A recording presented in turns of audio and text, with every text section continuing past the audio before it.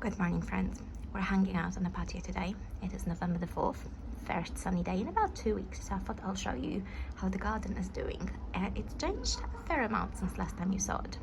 So let's start on this side, where we have the jasmine, nothing new there, as well as spring onions, nothing new there. And behind them, it's carrots, which is actually starting to take a color on, which is nice. It's supposed to be black and white, green and white, so I'm excited for it.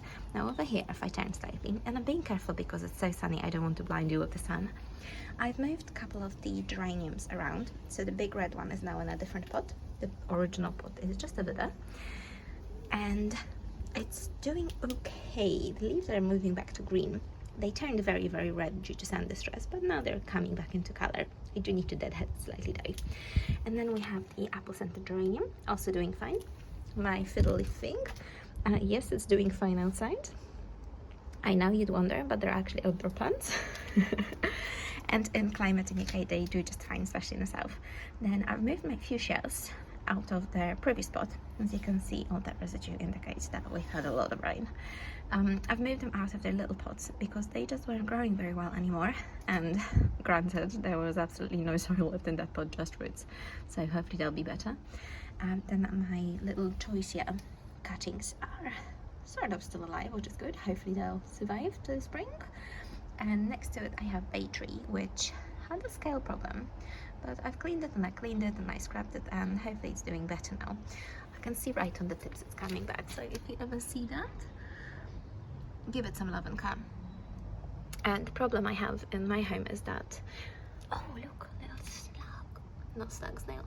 The problem I have in my home is that we have a lot of ants in the garden, and they tend to bring all sorts of annoying parasites to your plants.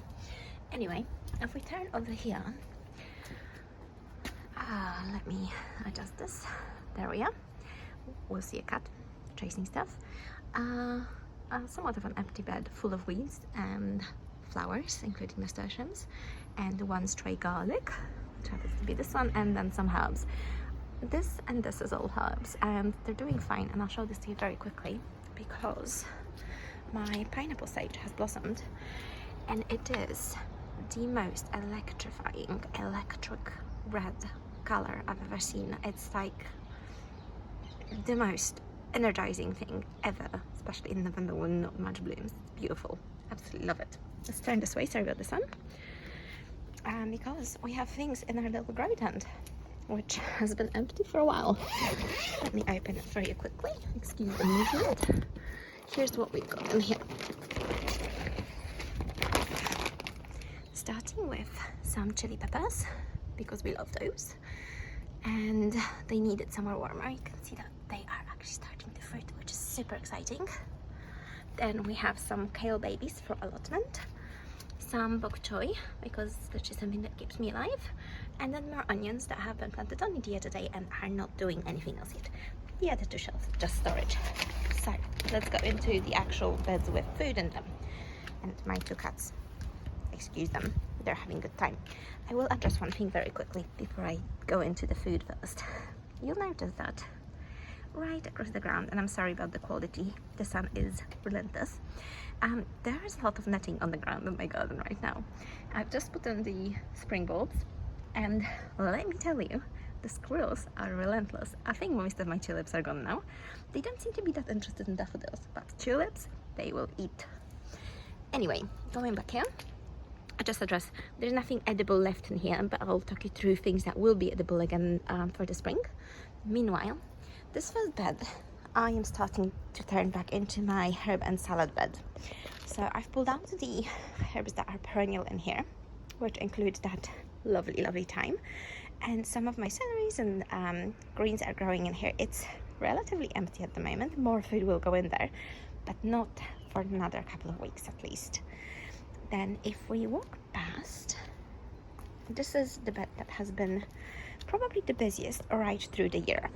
And while it's still looking the busiest, it's starting to get ready for winter, so to say.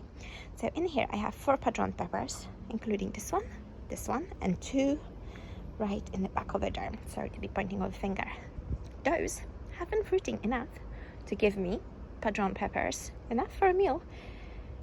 maybe twice a week, maybe 3 times a week, which is absolutely remarkable given that we are in November. So I would highly recommend, if you're in climate similar to mine, to have those. Absolutely remarkable.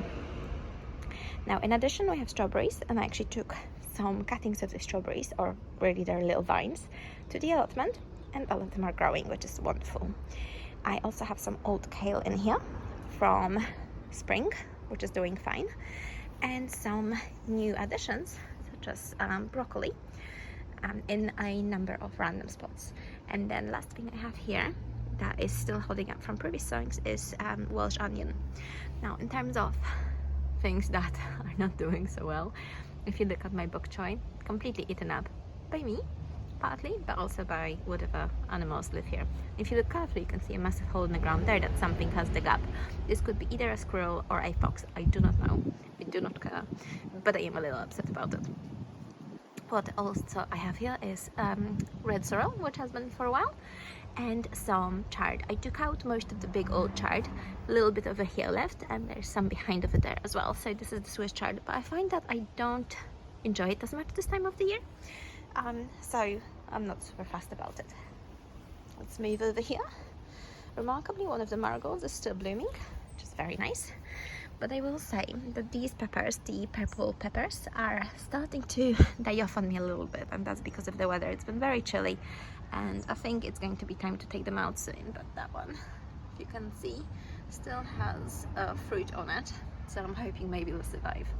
The other things in this bed are this purple kale, some sad looking onions that need to be weeded around, and some more purple kale, as well as lots and lots of beans that I believe are the Monica broad beans, so they can stay in there, pretty frost hardy, so I'm not moving them anywhere until they literally stop fruiting. There's a couple, like that pod over there, that I'm keeping for seeds. I'm hoping to not to have to buy them next year, but luckily they're not very expensive, so I think we'll be alright even if I do. But it's always nice to have your own. Anyway, so that's for this bed. It's slowly going to be put to bed. I do need to top up the compost on it as well because it's a little bit flat, but I think maybe that's the case with all of my beds, following the Nordic method. And then over here, if you want to get excited, let's get excited. The garlic is doing great, like actually really nice. All of this around this magnolia is garlic, but I'll show you something funny. If you look very carefully, or not that carefully, that thing that dip in the ground is actually a huge hole that an animal made. I'm getting a bit annoyed with animals in my garden at the moment because they're not very delicate. So the varieties of garlic I have here, all of this is pink German door, which I will say I bought from a seller online and is not doing as well as I'd hoped. It took forever to germinate. I don't know if it's the variety or the just the batch I got, so I'm not super happy with that, but it's getting there. It is, which is nice. Not all of it has came up. Not all of it came up. Can't even speak today, but most of it has. And then behind it, in the second half, this is divided half for chestnut and half for Solent White, and they are doing really well. Again, online seller. I literally found them on eBay, and it's doing fantastically. So let me walk backward and I'll show you what else is here. So this morning glory, this huge morning glory, is finally giving me seeds. I actually have a handful now, which is amazing, so I can take it out if I want to, but I kind of really like morning glory. I know it's a weed and all, but it's beautiful. And then on this side, the rosemary is doing great, just this one. The rhubarb is slowly dying off, and if I turn here, I have a rhubarb hedge over here, and it's also dying off for winter. As you can see, I really desperately need to come here with a weed whacker and take care of this area. It's all weeds, but that's fine.